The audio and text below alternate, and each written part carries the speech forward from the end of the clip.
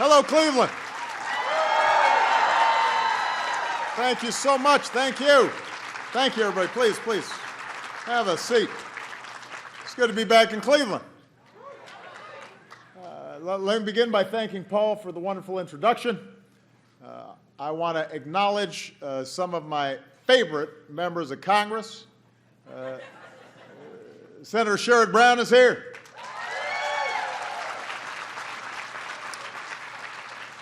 I actually like his wife Connie a little more. I'm not alone in that, but he's okay too. Congresswoman Capter is here.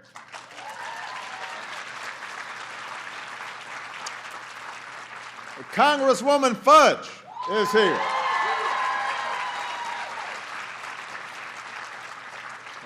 Mayor Jackson is here. Thank you so much. Where's the mayor? He's around here somewhere. I want to thank Don Moulthrop and the members of the City Club for inviting me here today. It is wonderful to be back in this city, and I see a lot of friends and, in some cases, mentors. Pastor, it's wonderful to see you again. Otis Moss is one of my favorite people. So,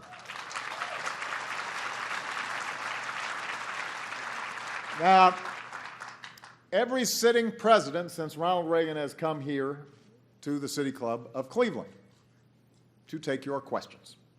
And that's because this is an institution that reflects what is a truly American idea. And that's the belief that all of us have a role to play in resolving the most important issues of our time. In a democracy, the most important office is the office of citizen. And the City Club tradition reflects that. Now, over the course of my presidency, one that began in the depths of a historic crisis, no issue has been more important than the future of our economy. That's certainly been of great interest in Ohio and in Cleveland. No topics weighed more heavily on the minds of ordinary families, and no subject is more worthy of a great, big, open debate. 75 years ago, another president came to Cleveland to engage in this debate. He was nearing the end of his second term, 8 years in office marked by a devastating depression, a hard-fought recovery, fierce political divisions at home, looming threats overseas. But for all the challenges of a changing world, FDR refused to accept the notion that we are anything less than the masters of our fate. We are characters in this living book of democracy, he said, but we are also its authors. It falls upon us now to say whether the chapters that are to come will tell a story of retreat or of continued advance. That's a pretty good summary of where we are today. That was the choice that was laid out back then, a story of retreat or a story of continued advance. America chose the latter, and we're better for it. And 3/4 of a century later, we face a similar choice. In a world changing even faster than his, do we retreat from the realities of a 21st century economy, or do we continue to advance together to renew this country's founding promise of opportunity for everybody and not just some? So before I take questions, I want to spend some time talking about that choice.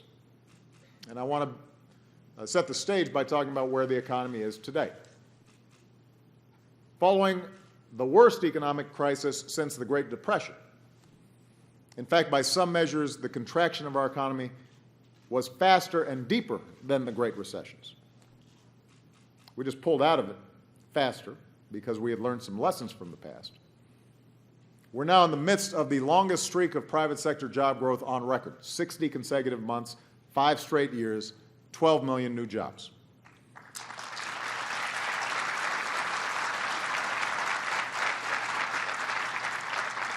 America's businesses have added more than 200,000 jobs each month for 12 straight months.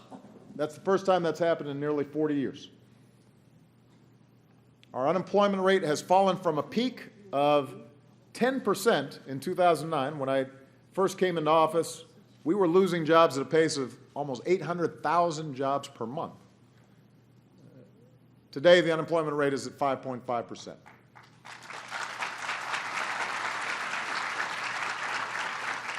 Just last year, we saw the fastest unemployment rate decline in 30 years. And in one of the most hopeful signs, middle-class wages are finally starting to tick up again, finally starting to go up. Now, this progress is no accident. First and foremost, it's the direct result of you, the drive and determination of the American people. But I'm going to take a little credit. It's also the result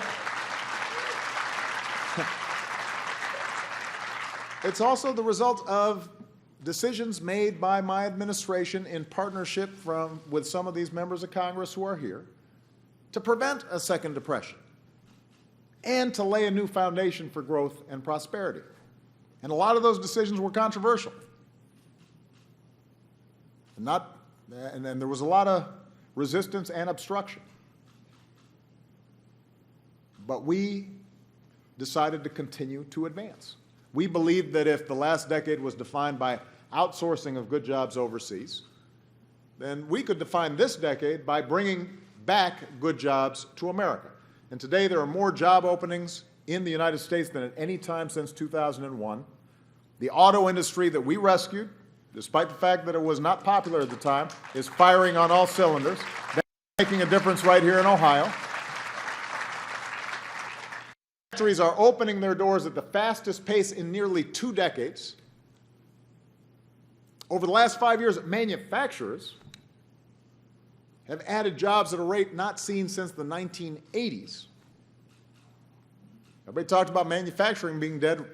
You know what? Manufacturing is actually growing at a faster pace than the rest of the economy. And more foreign companies are realizing that made in the USA is a trademark to be proud of, and they're choosing to invest in America.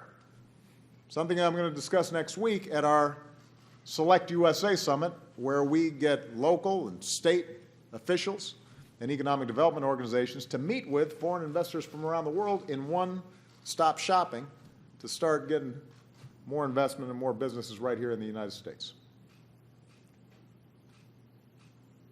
We believed that we could prepare our kids and our workers for a more competitive world. And today, our younger students earn the highest math and reading scores on record. Our high school graduation rate hit another all-time high. More Americans are earning their degrees than ever before. We believed we could grow the economy and create new jobs even while we were reducing our dependence on foreign oil and even as we were tackling climate change and protecting our planet. Today, America is not just #1 in oil and gas, we're #1 in wind power. Last year was the biggest year for solar power in our history. We're producing 3 times as much wind power and 10 times as much solar power as we did when I came into office.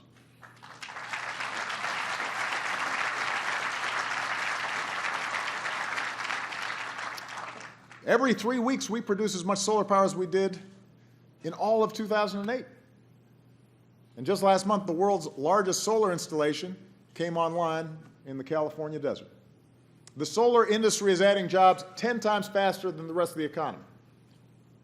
And meanwhile, thanks to lower gas prices and higher fuel standards, the typical family this year should save more than $700 at the pump.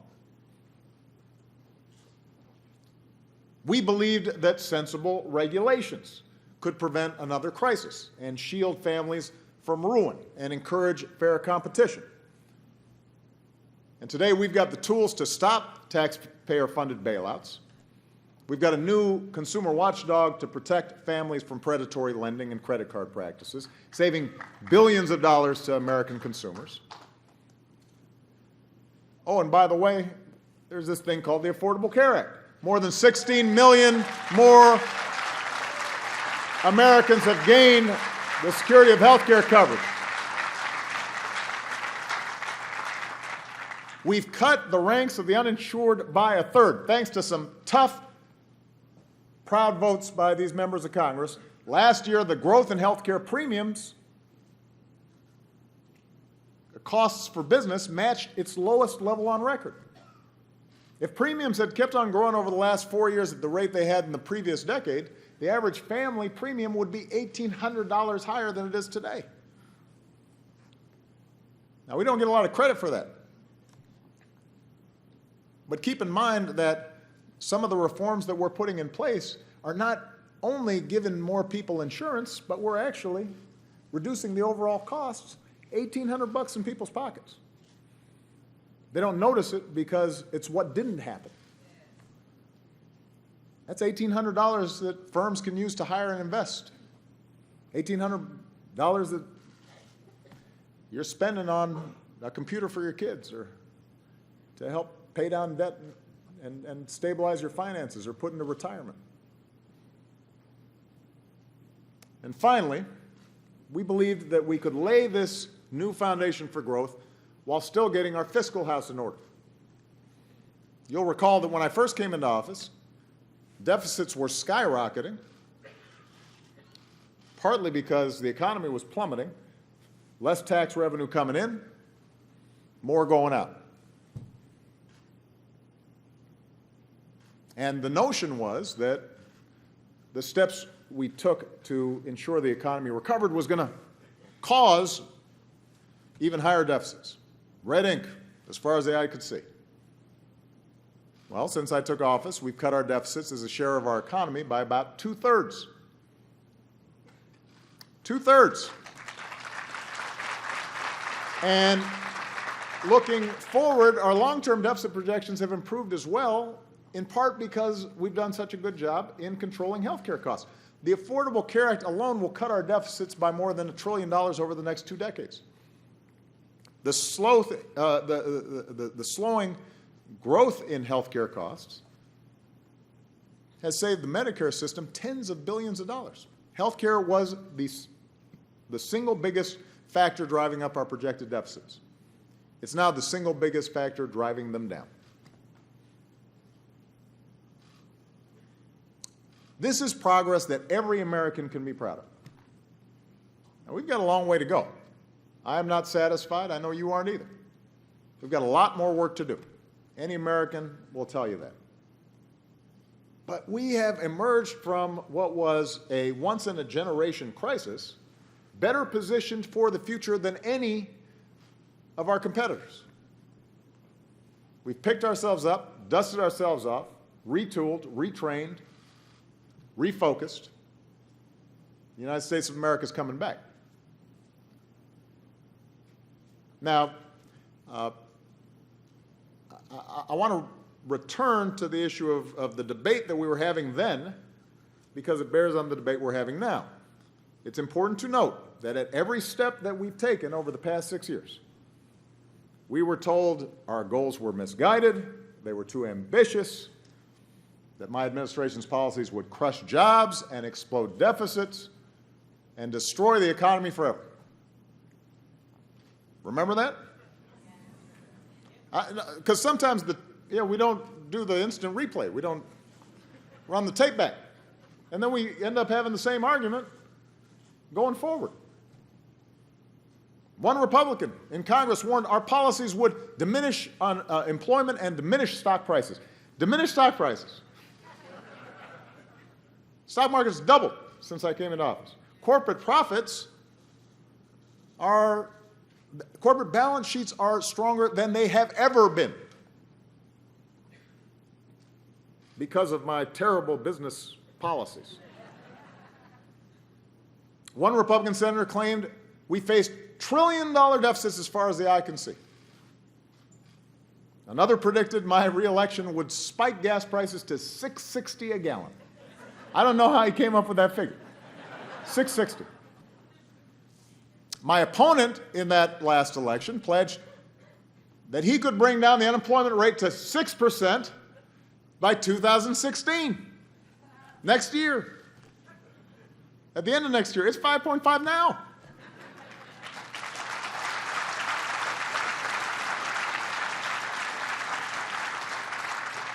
And right here in Cleveland, the leader of the House Republicans, a good friend of mine, he captured his party's economic theories by critiquing mine with a very simple question. Where are the jobs, he said. Where are the jobs? I'm sure there was a headline in the Plain Dealer, one of the papers. Where's the jobs? Well, after 12 million new jobs, stock market that's more than doubled, deficits that have been cut by 2/3, healthcare inflation at the lowest rate in nearly 50 years, manufacturing coming back, auto industry coming back, clean energy doubled.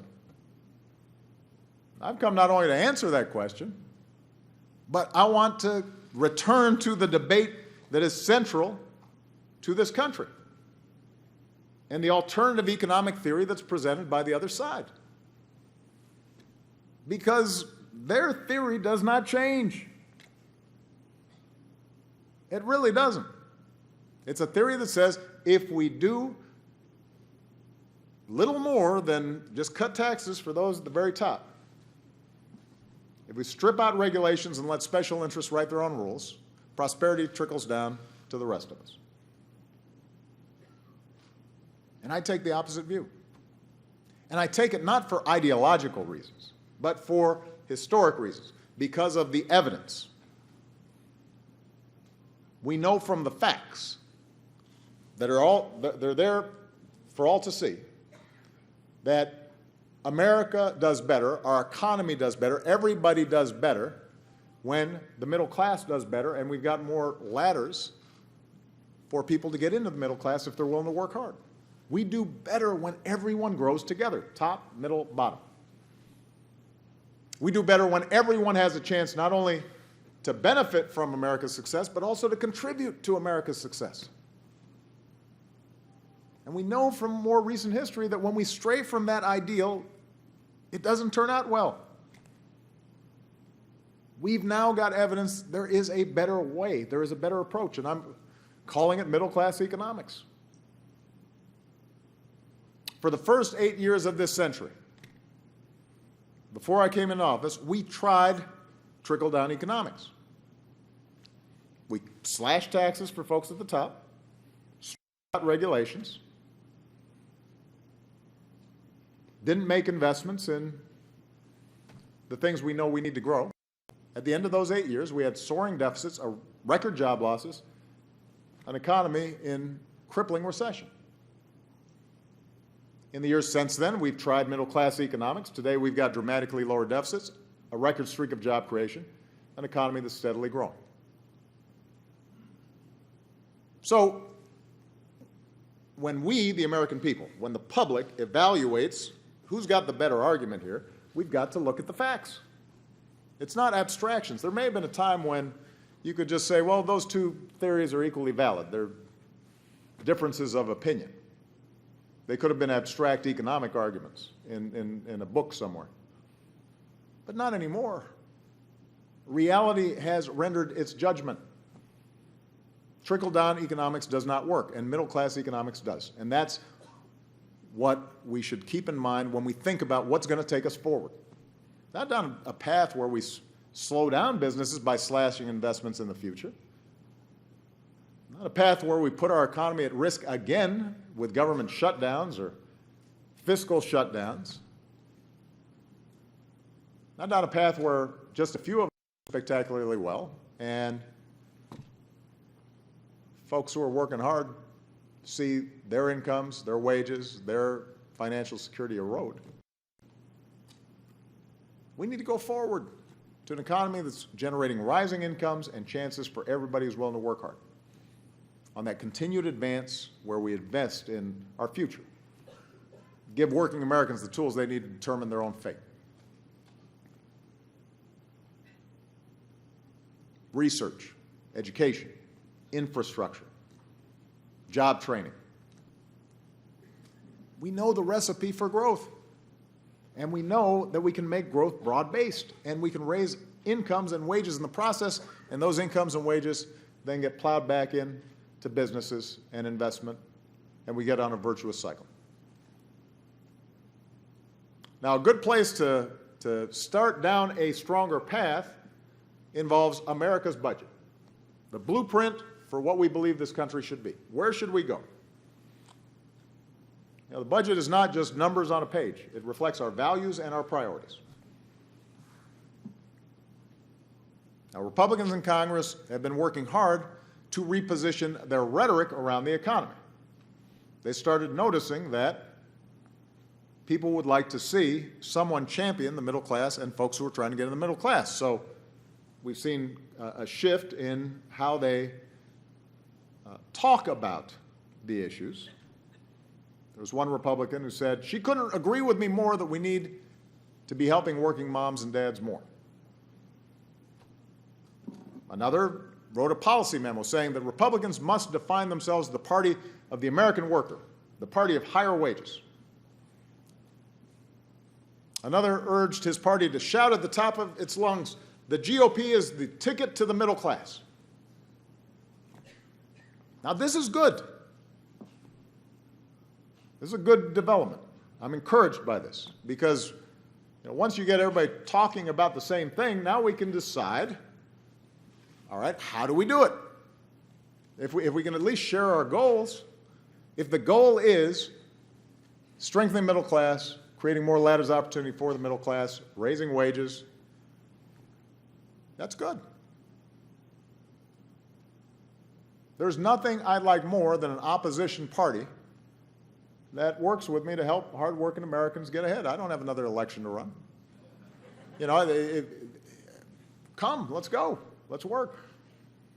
Now, the problem, though, is so far, at least, the rhetoric doesn't match the reality. The walk doesn't sync up with the talk. And all you have to do is look at the budget that House Republicans put forward just yesterday. It's a budget that doesn't just fail to embrace middle-class economics. It's the opposite of middle-class economics. Doubles down on trickle-down. I don't expect you, by the way, to read the budget, theirs or mine, but you can do some fact-checking on this. Their budget doles out even more to those who already have the most, makes massive cuts to investments that benefit all of us, asks middle-class families to foot the bill. It's a budget that claims that reducing our deficit should be our very highest priority, despite the fact that the deficit has been reduced by 2/3. But its very first proposal, its centerpiece, is to spend hundreds of billions of dollars, maybe even trillions of dollars, on another giant tax cut slanted overwhelmingly in favor of those at the top. If you are claiming that deficit reduction is your number one priority, how can you start by giving a tax cut to everybody at the top and not doing much to help folks down the economic pyramid? Under the Republican budget, millionaires and billionaires would get an average tax cut of more than $50,000 per year. Translation, the average millionaire would take home about as much in tax cuts as the average middle-class American makes an entire year. Now, they say they'll also close high-income tax loopholes for folks at the top, which I've put some very specific proposals for how we can do that. Their budget does not name a single loophole it would close, not one. This budget does provide nothing to prevent tax cuts from expiring for 26 million working families and students. I mean, these are folks who, for almost 2 decades now, have gone without a raise, but their budget lets these tax cuts expire. That's the equivalent of a $1,000 a year pay cut for these families. So you can call cutting taxes for the top 1% while letting taxes rise for working families a lot of things. What you can't call it is a ticket to the middle class. That you cannot do. Allowing tax cuts for working families to expire doesn't get you close to this budget's cut-at-all-cost goal of a $5 trillion in deficit reduction. Republican leaders say we need to keep bringing down our deficits. I think we should bring down our deficits. My budget would keep our deficits below 3% of GDP. That's a rate that most economists agree protects our fiscal health. But because House Republicans want to balance the budget without asking any sacrifices of the wealthiest Americans. In fact, asking them to sacrifice less, that means that everybody else has to sacrifice more. Middle class has to sacrifice more. Those working to join the middle class have to sacrifice more. The authors of this budget were careful not to get too specific about the cuts they proposed. And they kind of imply that, well, no matter who you are, somebody else is going to bear the burden. But compared to the plan I've put forward, if the cuts they've proposed were to fall equally on everybody, here's just some of what would happen over the next few years. We're getting to questions. I really got to bear down on this thing. Investments in education would be cut to their lowest levels since 2000, 15 years ago, at a time when we know we need to be upping our game in education because of competition around the world. 157,000 fewer children would have the chance to get early education through Head Start. More than 8 million low-income students would see their financial aid cut. Investments in job training would be cut to the point where more than 4 million fewer workers would have the chance to earn higher wages through programs to help them upgrade their skills. We would end partnerships that help 30,000 small manufacturers grow their businesses and create good jobs, including right here in Cleveland. These aren't just new cuts. These are some of the greatest hits on this broken record. And just as more working families are finally beginning to feel some hard-fought stability and security in their lives, the Republican budget would strip health insurance for millions of Americans. It would take away coverage from millions more who rely on Medicaid, including here in Ohio, nursing home patients, children with autism, parents of children with disabilities who need at-home care. It would try once again to gut the guarantee at the center of Medicare by turning it into a voucher program. Instead of the promise that health care will be there for you when you need it, you get a roll of the dice. If you get sick and that voucher is enough to cover the costs of your care, then you win. But if not, you lose. Programs that help low-income parents care for sick children or buy food for their families or put a roof over their heads, all those would be in the crosshairs. And at a time of new and evolving threats overseas, the Republican budget, despite all the talk they have about national security, would actually cut our core national security funding to its lowest level in a decade. And still those at the top aren't asked to sacrifice a single dime. So, lower taxes for the most well-off, higher taxes for working families, gutted investments in education, job training, infrastructure, military, and our national security, kicking tens of millions of Americans off their health insurance, ending Medicare as we know it. If you have heard these kinds of arguments about this kind of budget before, that's because you have seen this kind of budget before. Republicans in Congress have put forward the same proposals year after year after year, regardless of the realities of the economy. When the economy is in a slump, we need tax cuts. When the economy is doing well, you know what? Let's try some tax cuts. And we know now that the gloom and doom predictions that justified this budget 3, 4, 5 years ago were wrong. Despite the economic progress, despite the mountains of new evidence, their approach hasn't changed.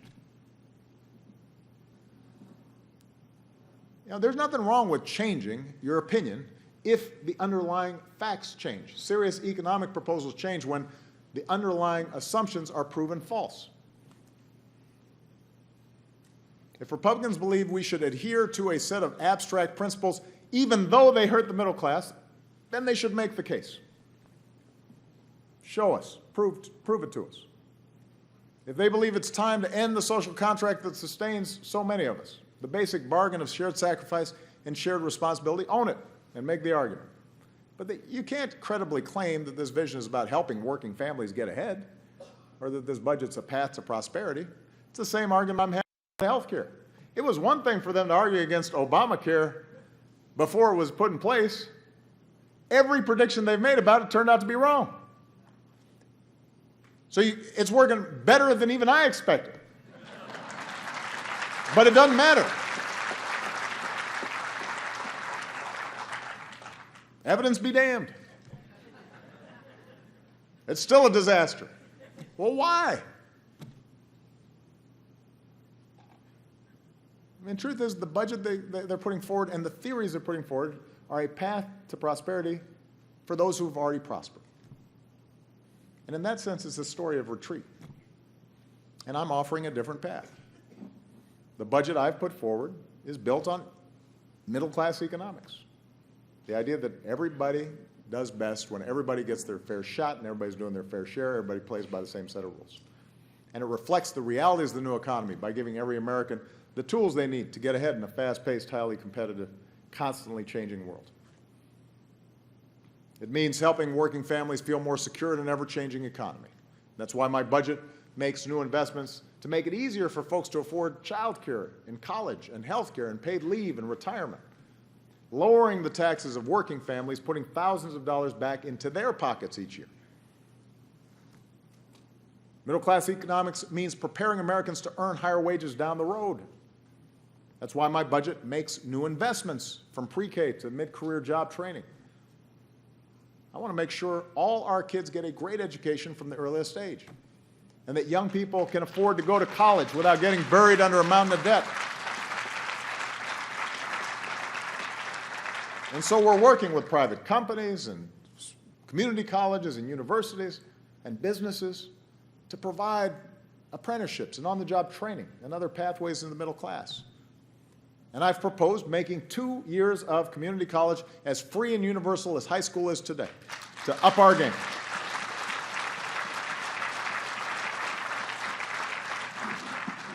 A third, middle-class economics means building the most competitive economy anywhere so that our businesses can keep churning out high-wage jobs for our workers to fill.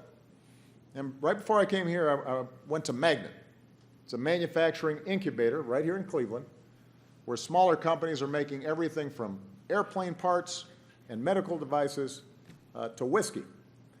I did not sample the whiskey before I came here, although I'm taking a sample home.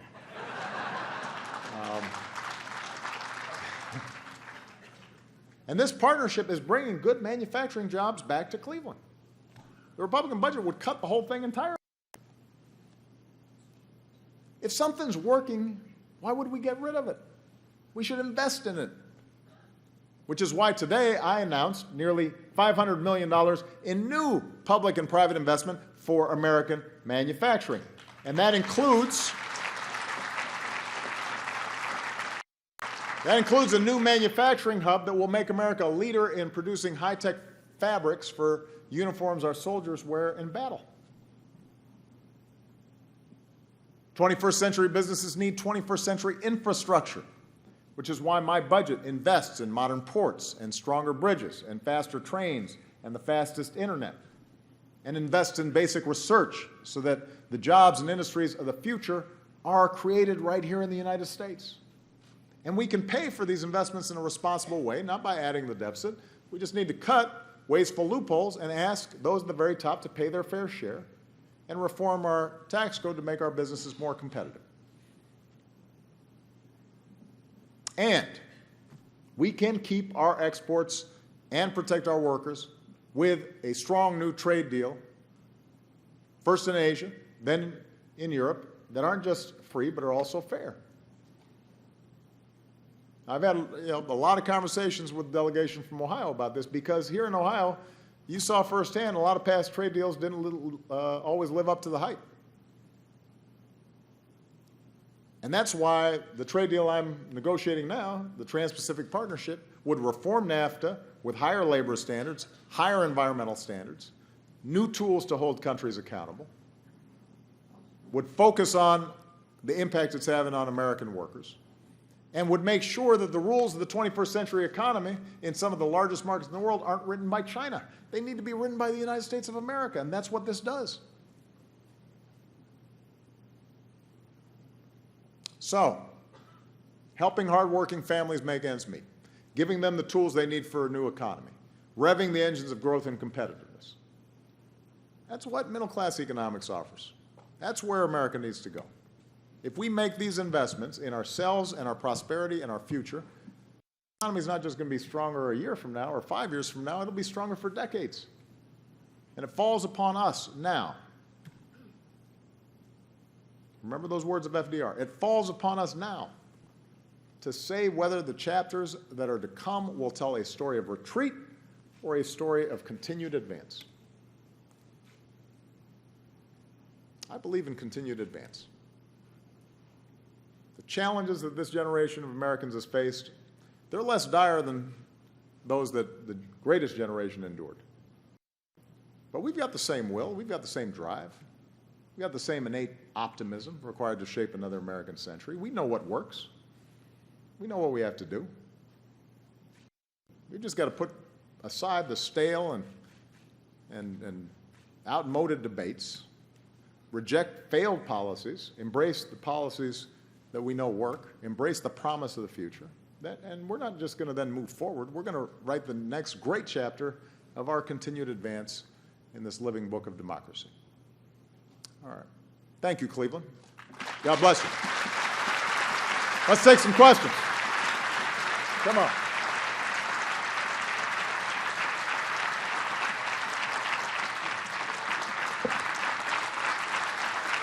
Okay.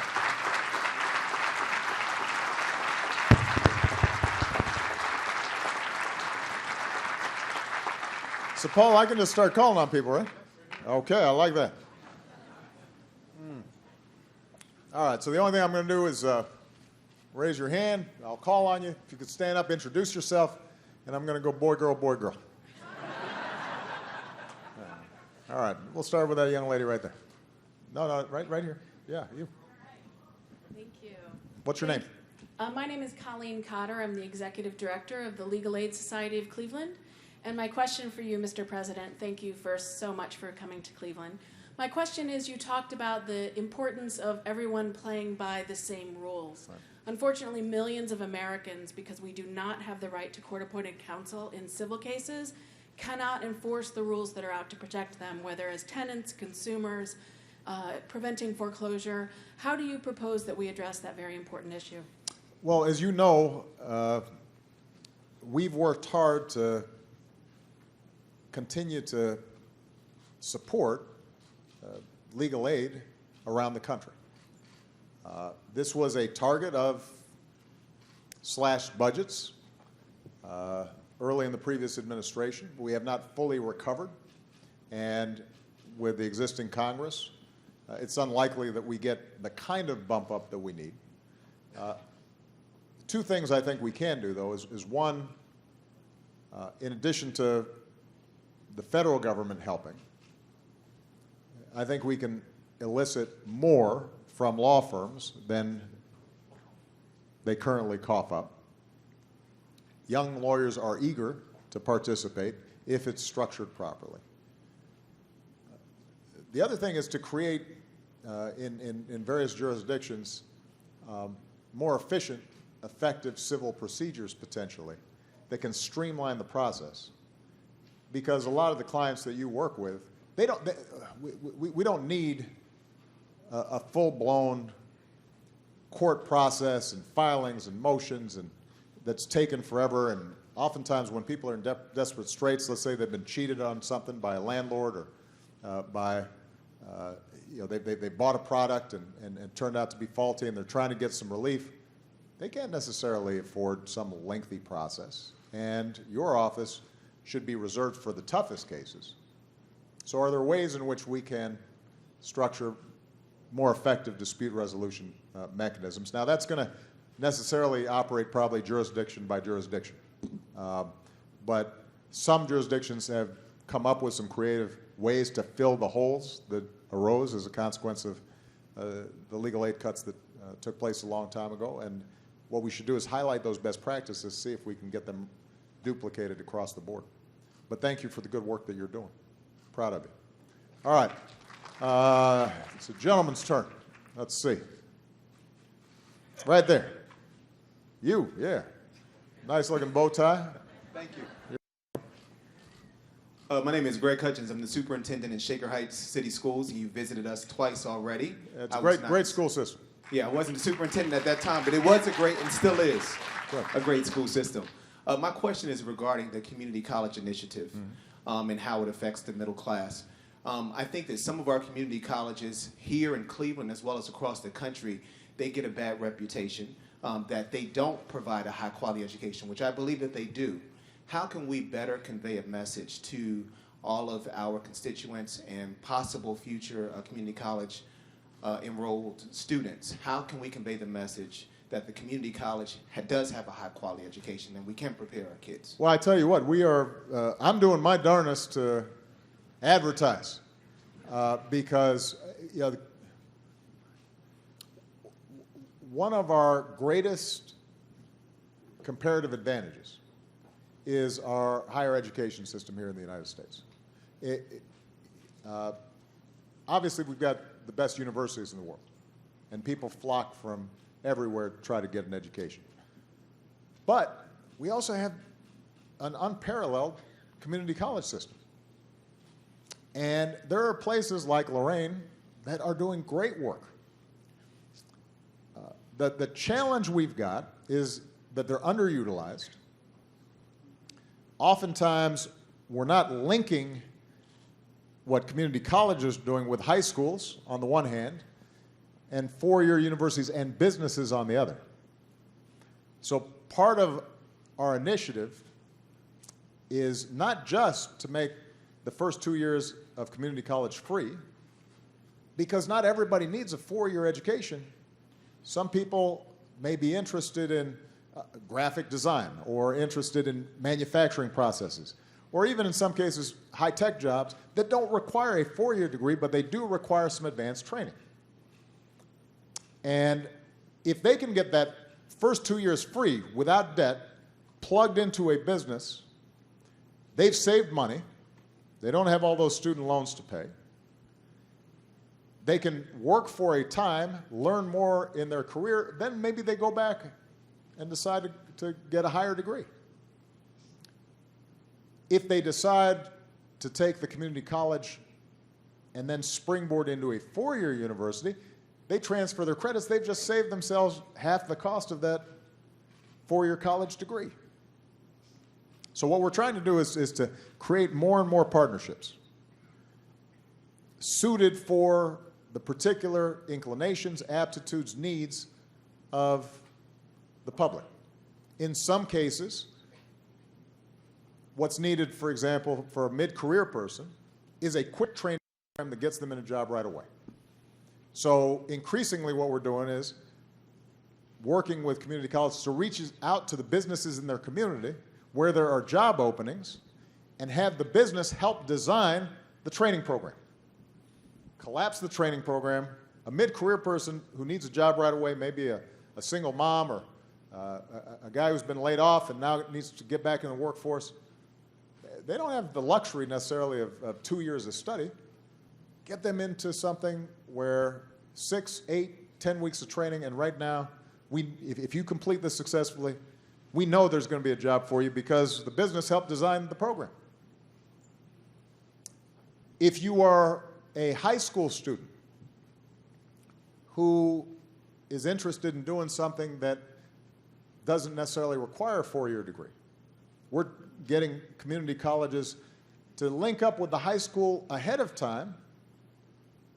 The high school student can then start getting credit, get a hands-on experience, in some cases with businesses who are partnering with the community college. And now that high school student has gotten a head start on moving into their career, and they're also saving money in the process. If it's a student who wants to go to four-year university, but they don't have the money to, let's say, come right away to Cleveland State, even though Cleveland State's a pretty good price relative to a lot of other schools, go to that community college first, but make sure that they are getting up front the kind of counseling that they need so that they're taking the credits that are transferable in the fields that they need, so that they're not wasting time in the community college, taking out Pell Grants and loans. Then they get to the four-year university, they got to start all over again, right? So in each of these cases, by us linking businesses, four-year institutions, community colleges, high schools, we can create a series of pathways of success, and it can be lifelong. And the great thing about community colleges is they're flexible in ways that four-year institutions, because of the nature of those institutions, it's a little harder to do. You know, community colleges, they can adapt and meet a need quickly. So a new business comes to town, we need machine tool operators, or we need coders, or we need whatever it is. Potentially you can design something quickly that's effective and makes an immediate difference. So we've put a lot of resources into community colleges. We are highlighting these programs, including the kinds of links that I just described, and we're going to keep on doing it. All right? Okay. Let's see. Right there. Young one. Go ahead. She was very excited to ask me a question. My name's Helen Sheehan, and welcome to Cleveland. We love this city, hardworking city and hardworking county, so thank you for coming. I have a two-part question. First, who's in your bracket? I wasn't that creative. I think Kentucky's going to take it, but you know, I haven't won since my first year in office. Clearly, I'm not spending as much time watching college basketball as I once did. So I wouldn't necessarily take my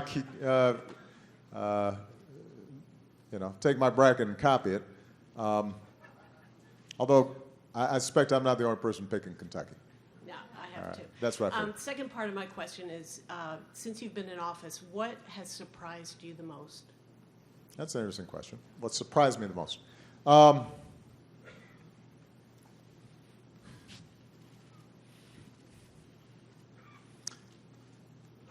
I'll start by saying what has not surprised me. I'm not surprised by the decency and determination and grit and resilience and hard work of the American people, and the fact that they're not as divided as Washington would seem to reflect. Because I travel around the country a lot.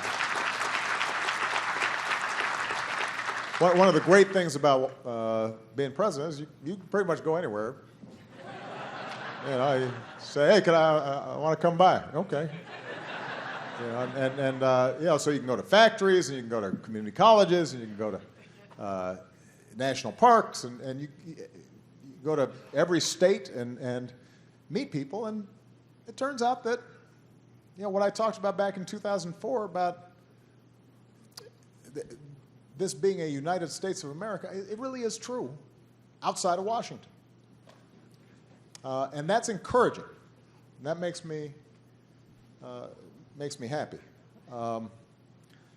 What has surprised me, even though I had served in the Senate, was the continued difficulties in Congress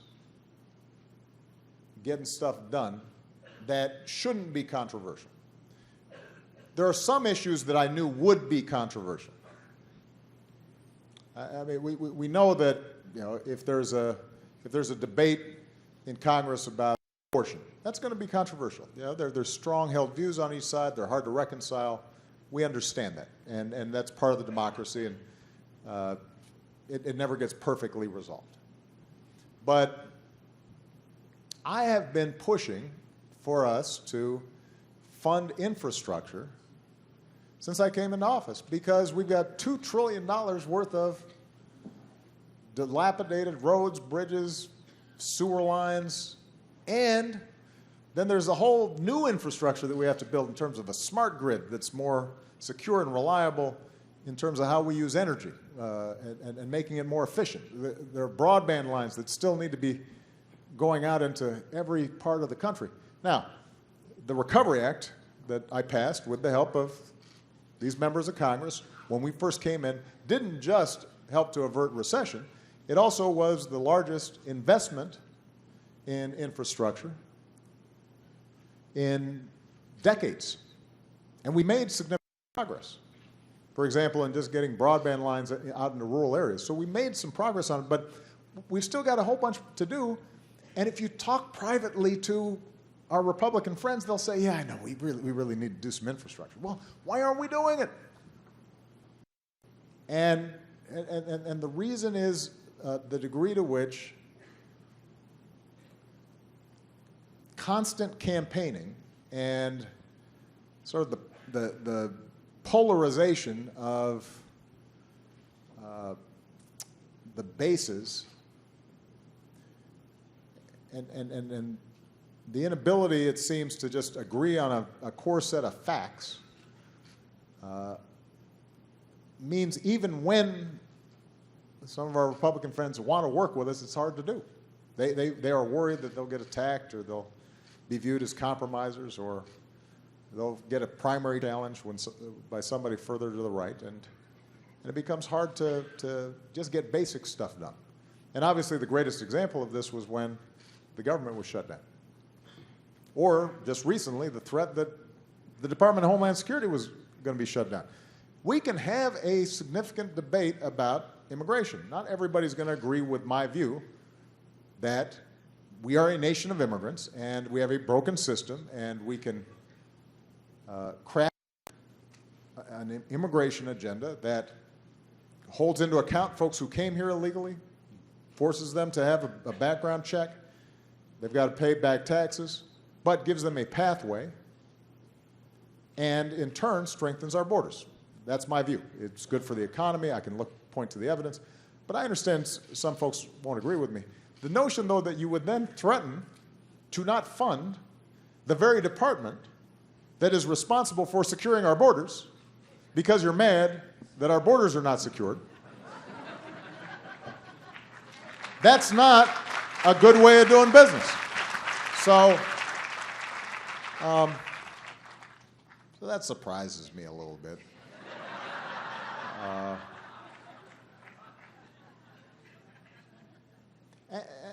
And I think that the other, this is a connected issue, and I'll make this last point and go to the next question. I think it's hard for voters to see why it is that things aren't working in Washington. They get frustrated that they're not working, but there's this kind of sense of, well, a plague on both their houses. Partly because the media is so splintered up. You know, if you're watching Fox News, you get an entirely different reality than if you're watching MSNBC, and so everything's just like an. But there are hard, cold facts about how things are and who's being responsible and who's not, and the challenge is making sure that voters are aware of that and then hold elected officials accountable for their positions. That's why I talked about the budget. Now, the Republican budget will not end up getting passed. My budget won't be passed, you know, given I've got to work with the Republican Congress. But it is a reflection of what our priorities are.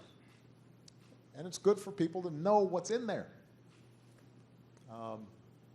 And our democracy only works when we're informed enough that we can say, well, you know what? I don't think we should cut Medicaid for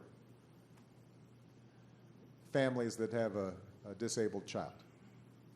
That's not who we are. I know my neighbor who relies on that. That's important. I may not like Obama, but if we know that there's 16 million people who now have health insurance, and my health insurance hasn't been affected, and in fact, healthcare premiums across the board are going up at a slower rate than they have in 50 years, you know, it's not clear to me why I would want to have 16 million people suddenly not have health insurance who are then going to be going to the emergency room, and then I'm going to end up paying for them because somebody's got to pay for them, and I'm going to pay higher premiums. You know, it's that if we know what the issues are and who's taken what positions, then I think our democracy functions well. Right now what happens is people just hear there's a mess, there's an argument, they're at it again, and then oftentimes people just withdraw and don't vote.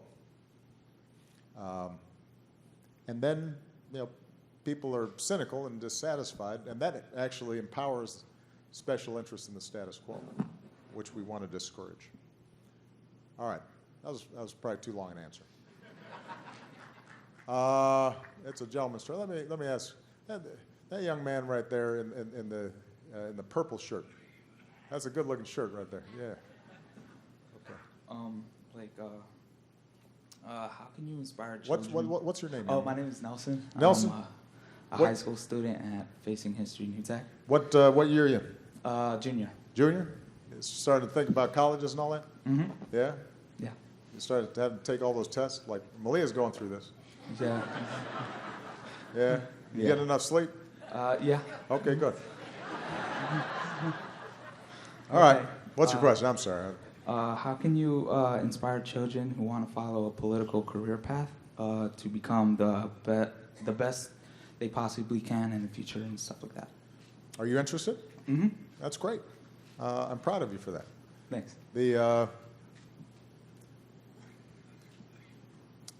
My most important advice is worry more about what you want to do rather than what you want to be. And what do I mean by that? I think there are a lot of folks who get into politics and they say to themselves, I want to be a blank. I want to be a congressman, or I want to be a senator, or I want to be a governor, or I want to be a president. And so then their focus is on, I want to get that position. And that leads some young ambitious people to say, well, it doesn't matter to me what I stand for as long as I can get the position. And you end up, maybe if you're talented enough, getting the position, but along the way, you haven't really accomplished much. And if you do get in the position, you don't know why you're there or what you want to do with it. And I think that politics and public service is an incredibly noble profession, but it's a hard life, as these folks will tell you. You're away from your family. You're under incredible scrutiny. People are criticizing you all the time. You miss birthday parties. You miss soccer games. You're on the road. You're, at chicken dinners, and the chicken's, not always great.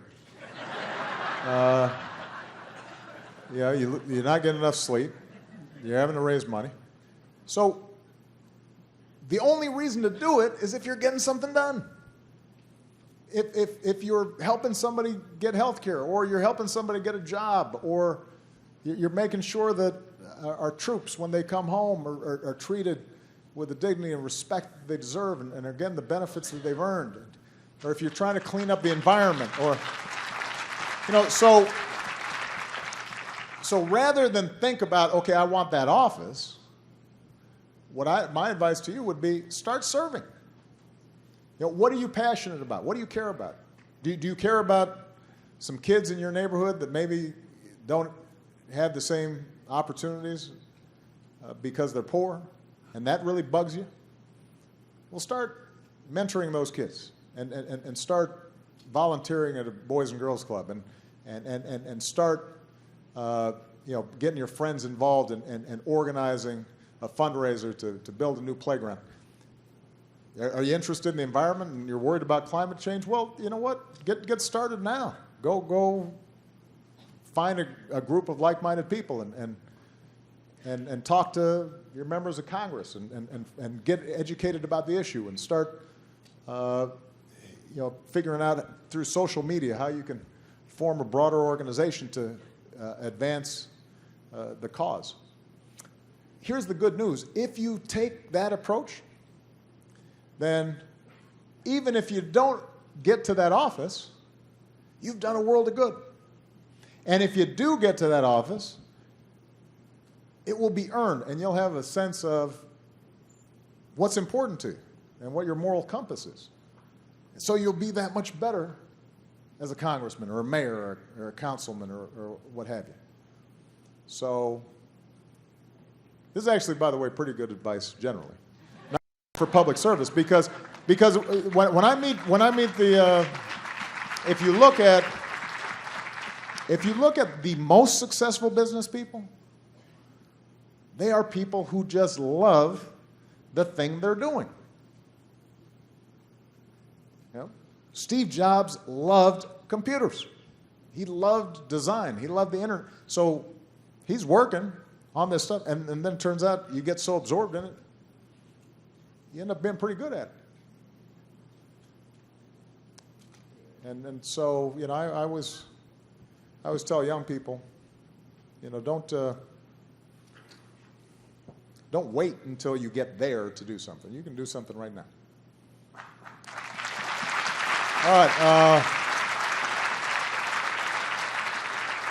All right. I got a young lady's turn. Yeah, go ahead. Right here. Hi. Hold on. Let's get a mic. Okay, I'm Lucy. I'm a student at Hawken. And I am wondering that you've said that the Republicans, they've never really changed their opinion of what to do. It's always tax cuts, tax cuts. Mm-hmm. And why do you think that they're always proposing tax cuts and never changing what they think we should do? Well, you know, no, it's a good question. Look, and I want to be fair to their philosophy. I think they have a particular philosophy, at least today. Now, keep in mind that every party changes over time. So, you know, the person who I consider the greatest president of all time, a guy named Abraham Lincoln, was also the first Republican president. There have been Democrats whose main goal was to block civil rights back in the 40s and 50s and 60s. So I want to be clear that our country works best when both parties are evolving and changing. And over certain periods of time, Democrats have been stupid, and the Republicans have had better ideas, and vice versa. Right now, at least, the core Republican philosophy and belief is that the less government interferes with the marketplace, the better off we all are.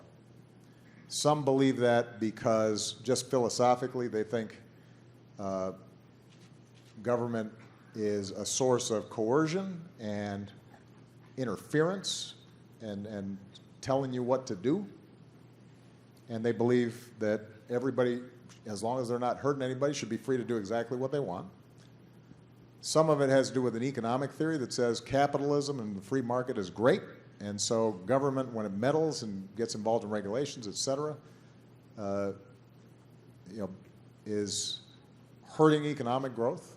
Some believe that, look, if I'm out there and I'm making a whole lot of money, it's my money, and I shouldn't have to pay taxes to pay for somebody else's school or somebody else's road or what have you. So there are a bunch of reasons why I think they have the philosophy that they've got. I think the problem right now is that we live in such a complicated, big, global society that what might be a sensible theory on paper doesn't always make sense in real life. So you may generally think, as I do, that the market is the greatest source of productivity and job creation and wealth creation in history. But our history tells us that if there's a company that's out there making a lot of money but also pouring a bunch of pollution into the water, and it catches on fire, and suddenly people can't, fish there anymore, and people are getting sick, that it makes sense for us to have some regulations that say, you know what, you can make your products, you can, make a profit, that's great, but you're kind of messing things up, and so we're going to say you can't just dump your pollution in the water. In theory, you might say we don't want government forcing itself in the interactions of people, but if our history shows that racial minorities or a gay person is discriminated, we make a value judgment that says, yeah, this is an exception. You can kind of do what you want, but when it comes to a hotel, you can't decide you're not going to serve somebody of a particular racial or ethnic group. You've got a business. We don't want you to discriminate. That's a principle that constrains your freedom because we think that that is a value that we care about. So that's my philosophy is that you can have principles, but then you have to apply them, and how are they working in the real world, and are they fair, and are they just, and are they generous, and do they work? You got to base some ideas on facts and our history, and I think sometimes that's not what happens in Washington. And you probably know somebody like that at school, who doesn't matter what happens, they keep on doing the same thing over and over again, even though it doesn't work. And Einstein called that madness. Last question. I'm going to take two more questions. I'm going to make it a second. All right. So young people have gotten some good questions, so we're going to get not as young a guy here. Yeah. Go ahead. I mean, he's still pretty young, but. Hi, Mr. President. Kim and Karis. You speak about the dysfunction in Washington, partly because people are trying to be reelected every so often. Yeah. What about Citizens United and overturning that and getting some limits on campaign spending so that we bring some reality back to this situation? Well, there's no doubt that among advanced democracies, we are unique in the length of our campaigns, the almost unlimited amounts of money that are now spent, and I think it's bad for our democracy. And I speak as somebody who has raised a lot of money. I'm very good at it. I'm proud of the fact that part of the reason I was really good at it is because we were the first sort of out of the gate to, not the first, but we really refined using the internet for small donations and to be able to pool a lot of ordinary folks' resources to amplify our message. But I also got checks from wealthy people too. So it's not that I'm not good at it. I just don't think it's a good way for our democracy to work. I think, first of all, it makes life miserable on members of Congress, particularly those in competitive districts. There is no doubt that it has an impact on how legislation moves forward or doesn't move forward in Congress. It's not straightforward, I'm writing the check and here's my position, but there's a reason why interests and lobbyists have undue influence in Washington, and a lot of it has to do with the fundraising that they do. And the degree to which it's spent on TV and the nature of just the blitzkrieg. You guys here in Ohio, you just feel it, right? I mean, it's just every election season, you just got to turn off the TV. It's depressing. And it's all negative because we know, the science has shown that people are more prone to believe the negative than the positive. And it just degrades our democracy generally. Now, here's the problem. Citizens United was a Supreme Court ruling based on the First Amendment. So it can't be overturned by statute. It could be overturned by a new court, or it could be overturned by a constitutional amendment. And those are extraordinarily challenging processes. So I think we have to think about what are other creative ways to reduce the influence of money, given that in the short term, we're not going to be able to overturn Citizens United. And I think there are other ways for us to think creatively, and we've got to have a better debate about how we make this democracy and encourage participation. How we make our democracy better, encourage more participation. For example, the process of political gerrymandering, I think, is damaging to Congress. I don't think the insiders should draw the lines and decide who their voters are. Because I think that and Democrats and Republicans do this, and it's great for incumbents, but it means over time that people aren't competing for the center because they know that if they win a Democratic primary or Republican primary, they've won. So it pushes parties away from compromise in the center. I think that, now I don't think I've ever said this publicly, but I'm going to go ahead and say it now. We shouldn't be making it harder to vote. We should be making it easier to vote. And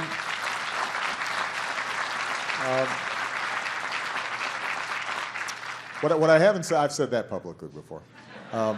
So my Justice Department is going to be vigorous in terms of trying to enforce voting rights.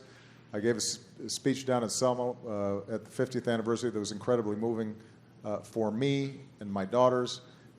And the notion that this day and age we would be deliberately trying to restrict the franchise makes no sense. And at the state and local levels, you can push back against that and make sure that we're expanding the franchise, not restricting it.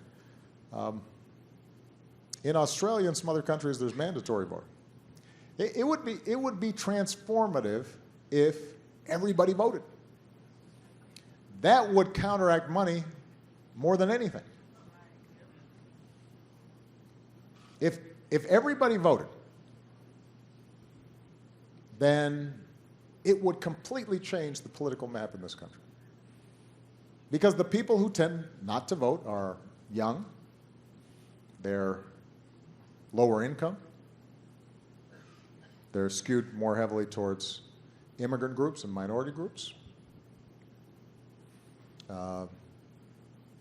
And they're often the folks who they're scratching and climbing to get into the middle class, and they're working hard. And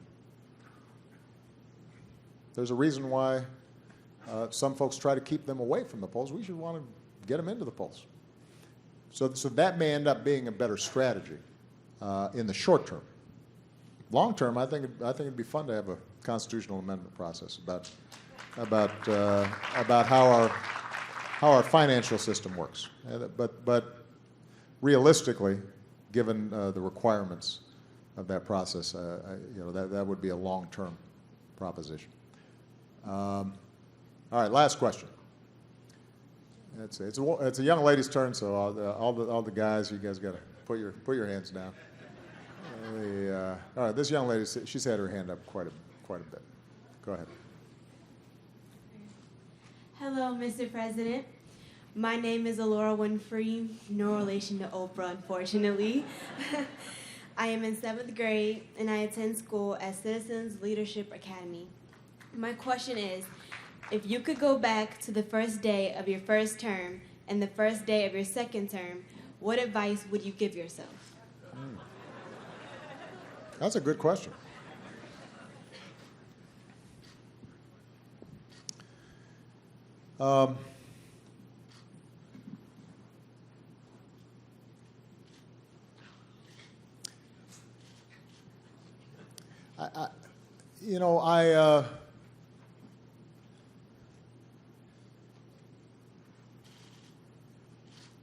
I would have told myself to anticipate that because the recession was so bad and so tough for so many people, that I was going to have to be more aggressive in explaining to the public how long it was going to take for the recovery to take place. although this is a challenge that we had when we first came in. When FDR came in during the Great Depression, it had been so bad for 2-3 years that everybody understood, all right, we're kind of bottomed out. And so he could come in and then just propose, here's what we're going to do. And there was huge support because there had already been a track record of failure by the previous administration. When we came in, things were crashing, but it hadn't yet shown up in the statistics. And it would take another 8-9 months before, or even a year before things really bottomed out. And I think people were nervous and they were scared the stock market was plummeting, but people didn't know the depths of it, like how many jobs we were losing per month and so forth. And I think I might have done a better job in preparing people so they kind of knew what was coming. And that would have helped explain why we needed to pass the Recovery Act or why we needed to invest in the auto industry. And so I think we could have done a better job on that front than we did. I think I would have closed Guantanamo on the first day.